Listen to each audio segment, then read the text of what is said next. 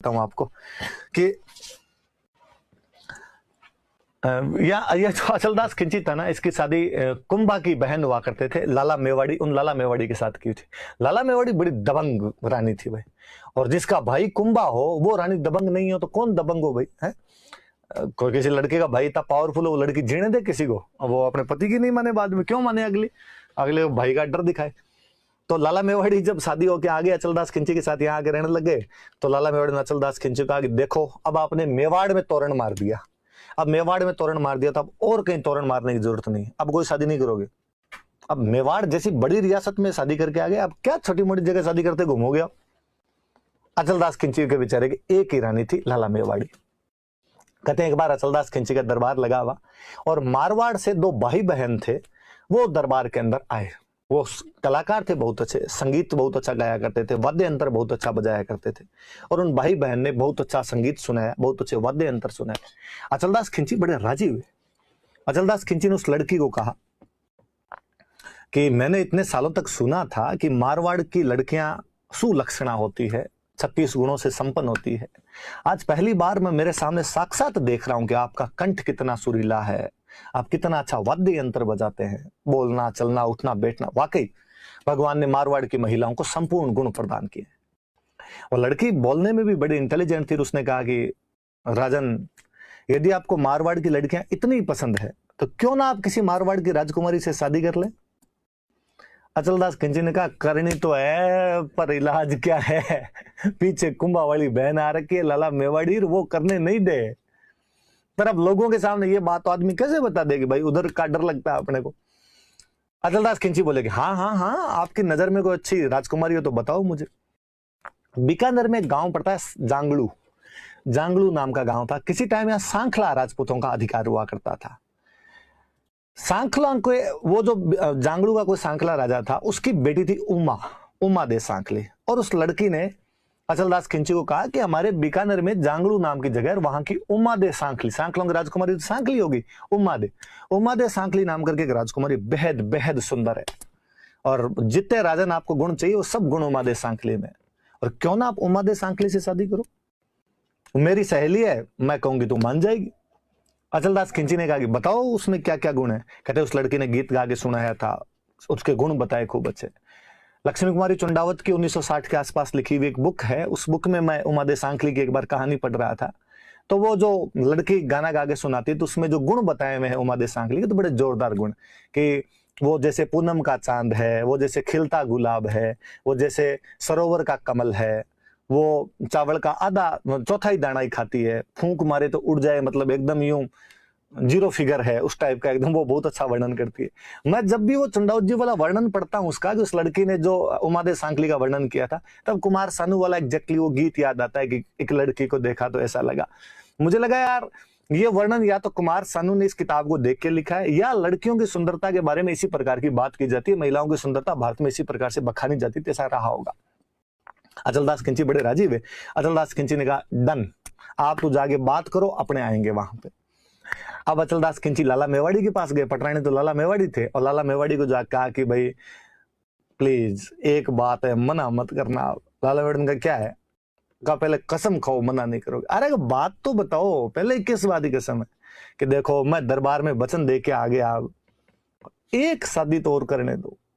लोग बाहर मजाकें उड़ाते हैं कि साहब अचलदास खिंची ने एक ही ब्याह कर रखा है, राजा के 2-4 रानियां, तो मैं तो एक ही लाने की बात कर रहा हूं। लाला मेवाड़ी ने कहा ना ना ना, फालतू की बात नहीं, ऐसी कोई बात नहीं होगी, कोई शादी नहीं कर सकते आप। अचलदास खिंची ने हाथ पैर जोड़े, अरे ऐसे नहीं।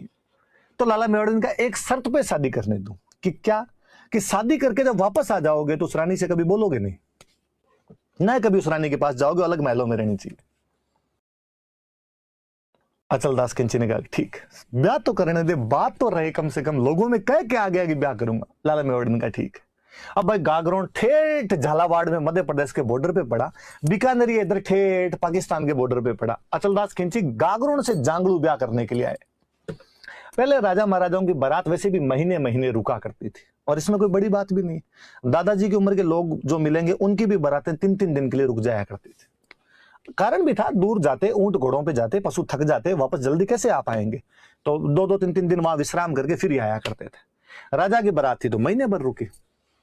पर कहते अचलदास खिंची ने तो अपनी बारात साल भरी रोक ली थी, क्योंकि उमादे सांकली के बारे में जितना उस लड़की ने सुंदरता बताई थी, उमादे सांकली उससे भी बढ़कर सुंदर थे। कि मतलब अचलदास खिंची को लगा कि हम ही अस्त। अब भाई उधर साल भर हो गए, गागरोन वाले वेट करे कि वापस आए राजा, और राजा जाने का नाम ही नहीं ले। लाला मेवाड़ी उधर शासन संभाले, लाला मेवाड़ी बार बार लेटर लिख लिख के भेजे भाई आओ, पर अचलदास खिंची ने कह रखा कि उधर से कोई लेटर आए, गवर्नमेंट ऑफ गागरोन लिखा हुआ फाड़ फाड़ के फेंक दिए जाए सारे। फाइनली एक पुरोहित जी को भेजा कि जाके देख के तो रास्ते में कहां रह गए, कोई लड़ाई हो गई, कई युद्ध में काम आ गए, हारी बीमारी बरसात गर्मी हुआ क्या है। यहां जांगड़ू पहुंचे पुरोहित जी, तब देखा अचलदास खिंची आराम से ससुराल में बैठे बैठे गोठे उड़ाए। यहाँ पे उसने अचलदास जी को जाका कि अचलदास जी साल हुआ है आपको, क्या कर रहे हो ऐसे, वापस चलो। अचलदास जी का ससुराल में तो बारात रुकती है, थोड़े दिन तो रुकना ही चाहिए। अरे जब थोड़े दिन, 1 साल हो गया, बाहर गांव में लोग बात कर रहे हैं कि जवाई घर जवाई हो गया, और यही बैठा हुआ है, जाने का नाम ही नहीं लेता है। और दिक्कत कोई दूसरी है तो मुझे बताओ, हल देखेंगे।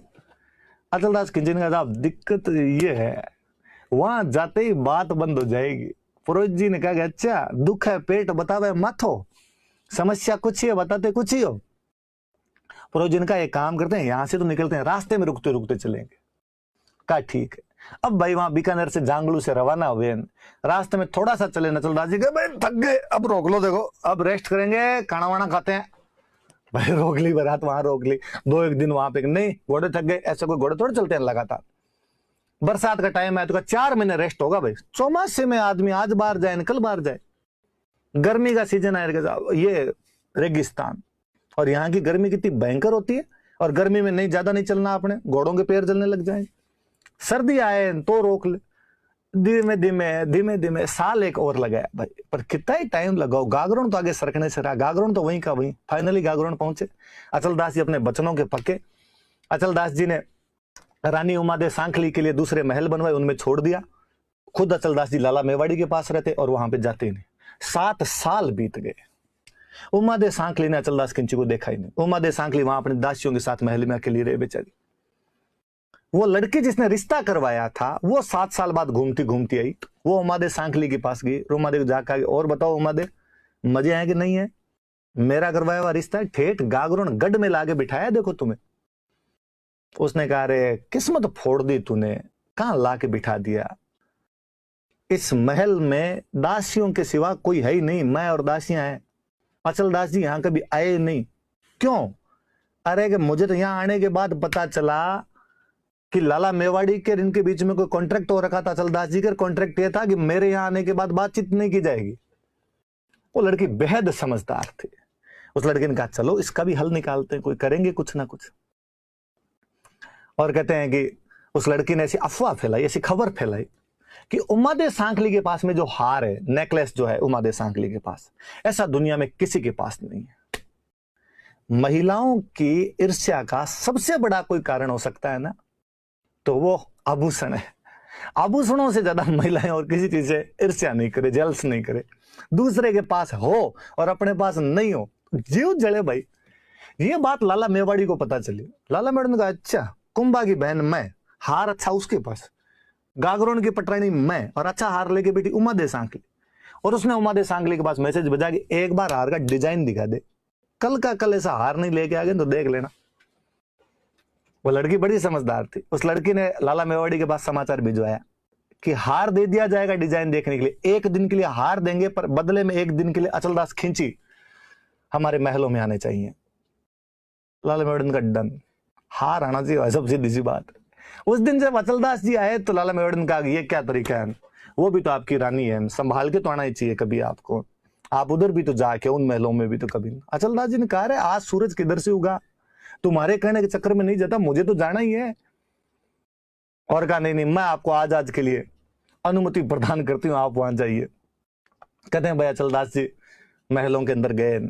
मुझे लगता है उमादे सांखली ने भी गीत गाया होगा कि जाने कितने दिनों के बाद गली में आज चांद निकला। 24 घंटे बीते, 24 घंटे बीतते ही लाला मेवाड़ी की जो दासियां थी वो आई और आगे कहा भाई अचलदास जी को लाला मेवाड़ी वापस बुला रही। अचलदास जी जब वापस जा रहे थे तो लड़की बाहर ही बैठी थी। उस लड़की ने कहा कि पोहर बही पगड़ो हुओ बिछड़ न रही है बार, ले सखी थारो बालमोन उरे दे मारो हार। पोहर बही सुबह हो गई है, पगड़ो हुओ एक दिन बीत गया है, बिछड़ न रही है बार। अब उमादे सांकली और अचलदास किंची के बिछुड़ने की वेला आ गई है। पर ले सखी थारो बालमो, है सखियां तुम्हारे इस बलमे को ले जाओ, पर उड़दे मारो हार। पर वो हार तो ला के दो जो डिजाइन के लिए लेके गई थी। और उन लड़कियों ने हार पकड़ाया। अचलदास जी ने कहा ये क्या था, ये हार लिया तुमने, दोहा बोला, इसका मतलब हुआ? और उस लड़की ने हार को लहराते हुए कहा कि साहब इस हार के बदले में 24 घंटे के लिए खरीदा था। गागरोन के राजा की कीमत एक हार है। एक हार की डिजाइन दिखाकर गागरोन के राजा को 24 घंटे के लिए खरीदा जा सकता है। अचलदास खिंचे हुए यहां लगी जाके, अरे यार ऐसे कैसे किया जा सकता है। अचलदास जी वापस गए और उन्होंने जाके लाला मेवाड़ी कहा, लाला मेवाड़ी आपने जितना कहा था मैंने हमेशा किया, पर आप मेरी बिक्री कैसे कर सकते हो, मेरा मोल कैसे लगा सकते हो? अब मैं आपके पास एक दिन भी नहीं रुकूंगा। आपने कॉन्ट्रैक्ट तोड़ा है, आपके कहे अनुसार मैं 7 साल तक उन महलों में नहीं गया था, आपके कहने के बाद गया था, पर ऐसा काम किया आपने, इस प्रकार भेजा मुझे वहां पर, और अब मैं यहां पर एक दिन भी नहीं रुकूंगा। लाला मेवाड़ी ने खूब रोकने की कोशिश